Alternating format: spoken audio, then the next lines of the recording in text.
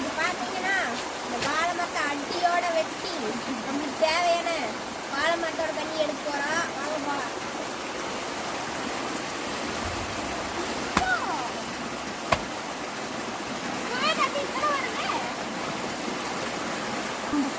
என்னால் ஒன்றுமே வெட்ட முடியல, அதனால காயாட்ட அந்த பொறுப்பு உடச்சு படிச்சாச்சு. வாவ், எவ்வளோ பெரிய எக்ஸ்பர்ட்.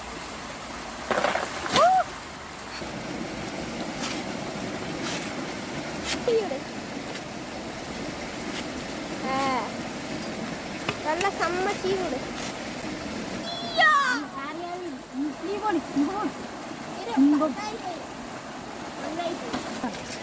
சமமா வெட்டி விட சொன்னேன். சமமா வெட்டிட்டு எப்படி தள்ளிக்கணும்? அப்படியே தேங்கிட்டீங்களா?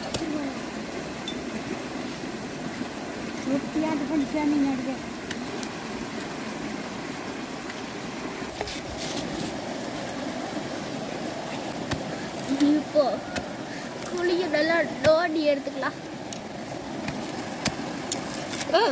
நடுக்க நல்லா நடுவால குழியாட்டு பண்ணி விட்டுக்கல சுத்தியுமே ஆகாது. அதனால வாழைத்தண்டை மட்டும் வெட்டி எடுத்துக்கலாம்.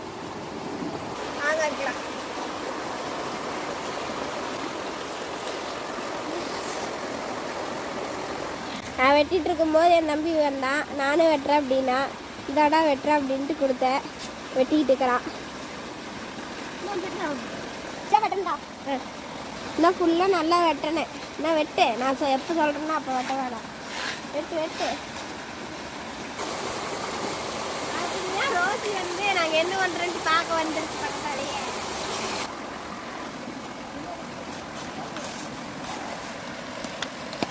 ஒன்று பிச்சு எடுக்கிறா, அது எடுத்து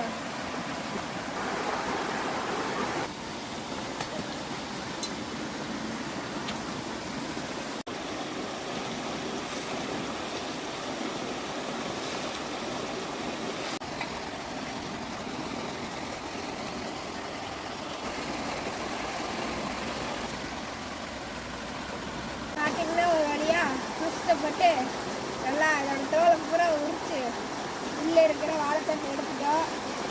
இது வெட்டுறதுக்குள்ள நான் சோர்ந்தே போயிட்டேன்.